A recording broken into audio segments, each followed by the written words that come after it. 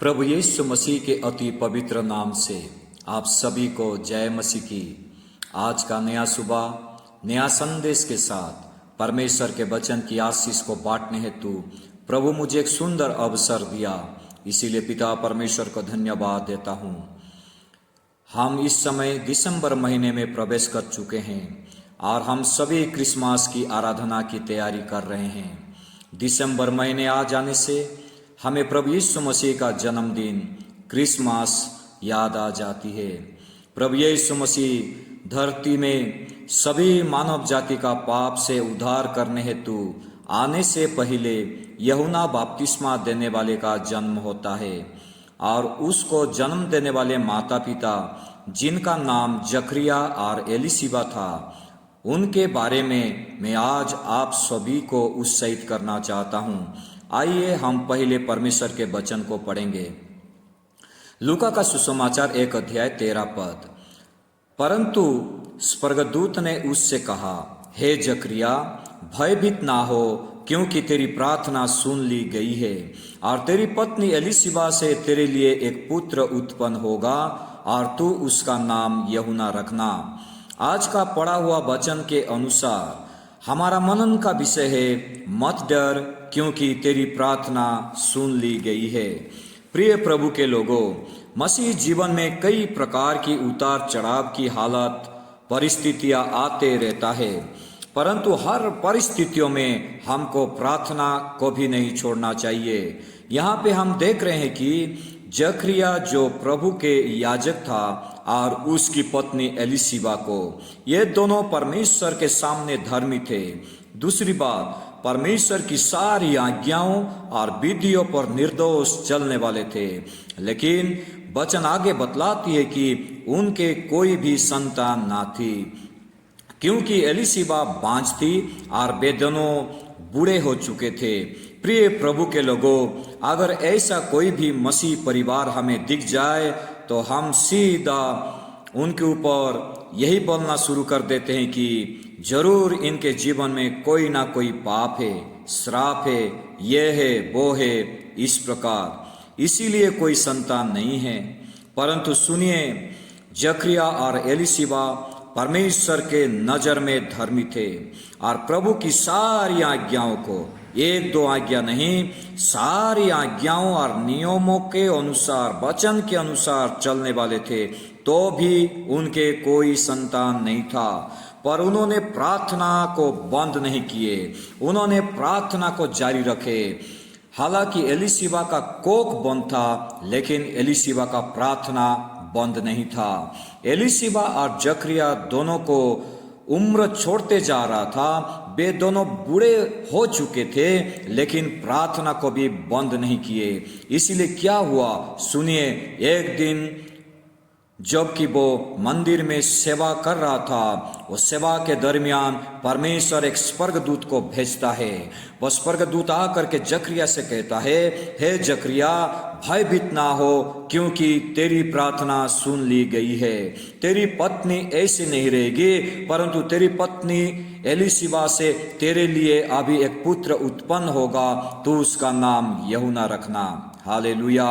प्यारे प्रभु के लोगों, आज क्या आपको कोई संतान नहीं है, कोई भी उन्नति नहीं है, कोई भी आशीष आपके नजर नहीं आ रही है? मसीह में आकर इतने लंबे समय हो गया, आज भी मेरा कोख खाली है, आज भी मेरा जीवन में, मेरा परिवार में खालीपन है, हम कर्ज से मुक्त हो नहीं पा रहे हैं, हम आज बड़ी तंगी में चल रहे हैं। अगर ऐसा कोई अनुभव में आप गुजर रहे हैं तो आपके लिए खुशखबरी है, प्रार्थना जारी रखें, प्रार्थना को भी बंद ना करें। आंसू की प्रार्थना से हम अपने इतिहास को बदल सकते हैं। परमेश्वर के वचन मत्ती का सुसमाचार 24:35 में इस प्रकार लिखा गया है, स्वयं प्रभु यीशु मसीह कहते हैं, आकाश और पृथ्वी टल जाएंगे, परंतु मेरी बातें कभी ना टलेगी। परंतु सुनिए, जब राजा हिजकिय्याह रोग शैया पर था, परमेश्वर अपना वचन यशायाह नबी के द्वारा कहने को भेज दिया, जा राजा से कह देना तू इस रोग से ठीक नहीं होगा परंतु मर जाएगा।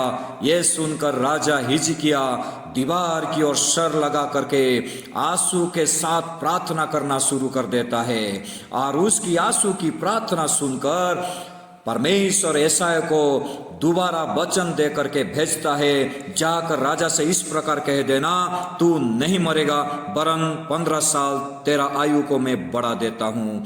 प्रिय प्रभु के लोगों, आज अपना परिस्थितियों को देखकर व्याकुल ना हो जाइए। आइए हम भी आंसू के साथ प्रार्थना करना शुरू कर दे। जो परमेश्वर हिजकिय्याह का मौत को हटाकर उसका उम्र को बढ़ा सकता है, जो परमेश्वर आंसू की प्रार्थना को देखकर निनेवी को दया कर सकता है, बचा सकता है, जो परमेश्वर बांझ और बूढ़ी एलीशिबा का कोख को खोल सकता है, वो परमेश्वर आज हमारी आंसू को देखकर, हमारी प्रार्थना को सुनकर हमारी हर परिस्थितियों को बदल सकता है। शैतान कहता होगा तुम ऐसा ही रहोगे, तुम कभी और आगे नहीं बढ़ोगे, तुमसे कुछ नहीं होगा।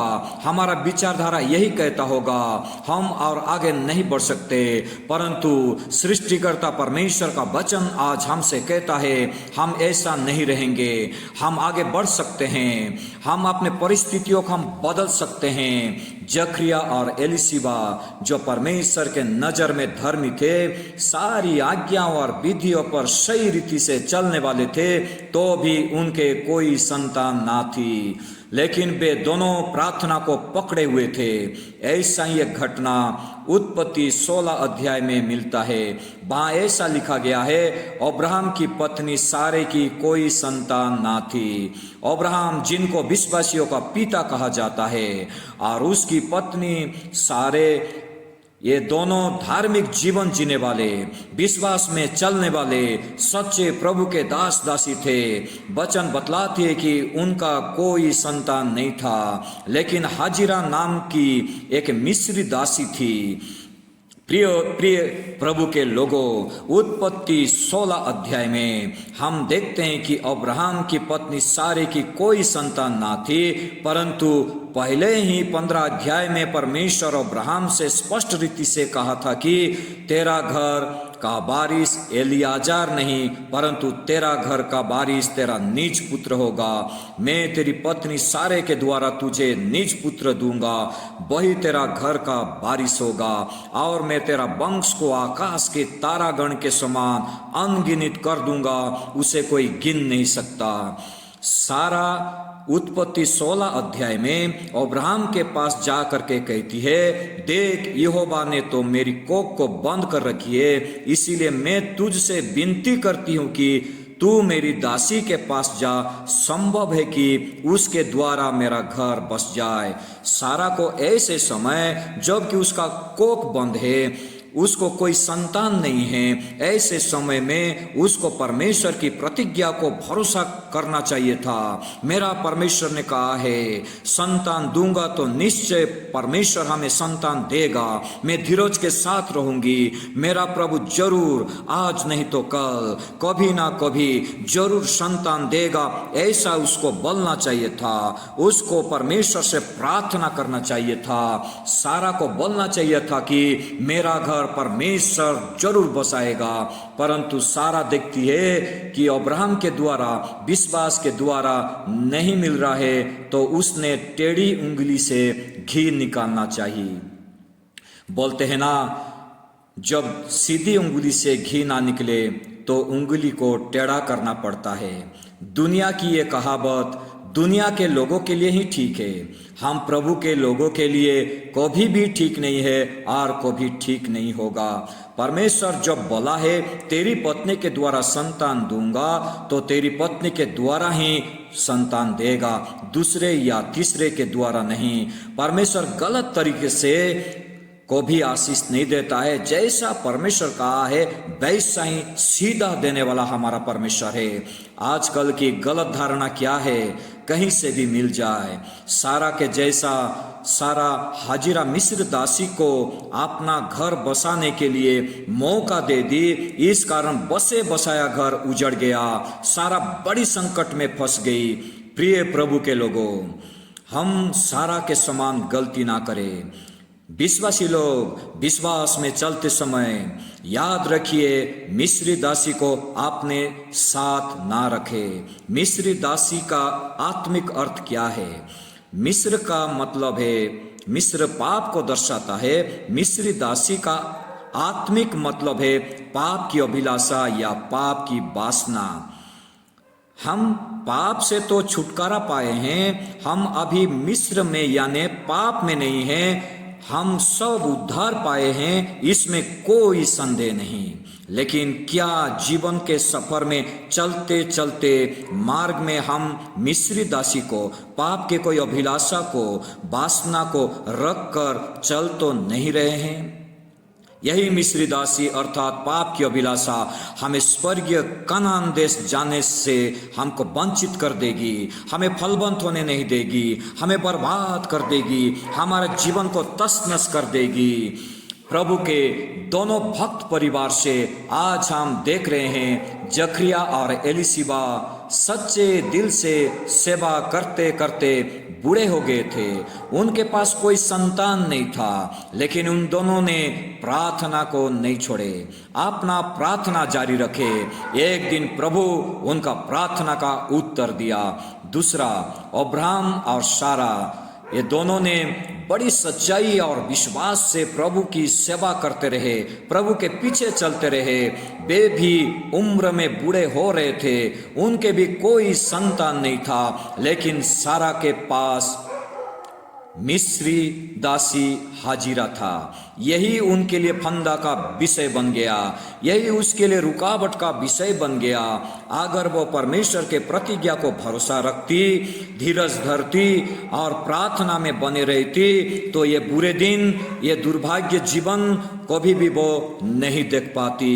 अंत के दिनों के प्रभु के प्रिय लोगों, सारा जैसे अब्राहम के साथ साथ चल रही थी, वैसे ही हम भी विश्वास के साथ साथ तो चल रहे हैं, पर जीवन के इस यात्रा में जब कोई संतान नहीं, जब कोई आशीष नहीं, सब प्रकार की समस्या आ रहा है, हमारा बिजनेस आज ठीक रीत से चल नहीं पा रहा है, काम सही नहीं रहा।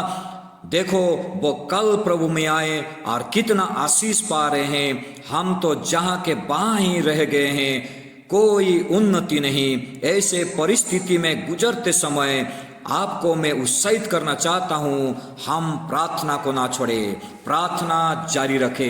ऐसे समय में मिस्री दासी को, पाप की अभिलाषा को साथ ना रखे। ये अभिलाषा हमें आगे बढ़ने नहीं देगी, हमें फलवंत होने नहीं देगी, हमें दुनिया में बसने नहीं देगी। सारा सोच रही थी मिस्री दासी के द्वारा उसका घर बस जाएगा।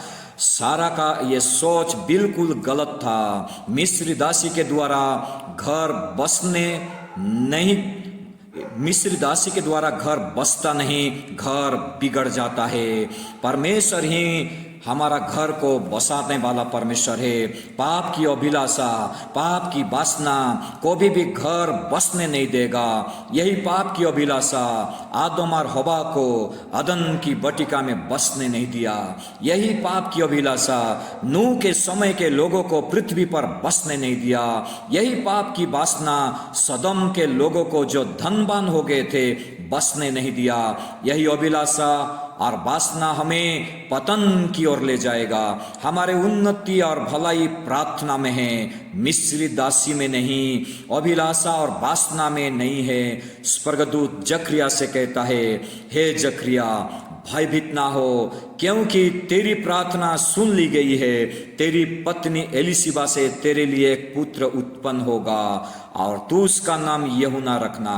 प्रिय प्रभु के लोगों, जीवित परमेश्वर से प्रार्थना करना व्यर्थ नहीं जाता। हमारे प्रार्थना में भले ही देर है, पर अंधेर नहीं है।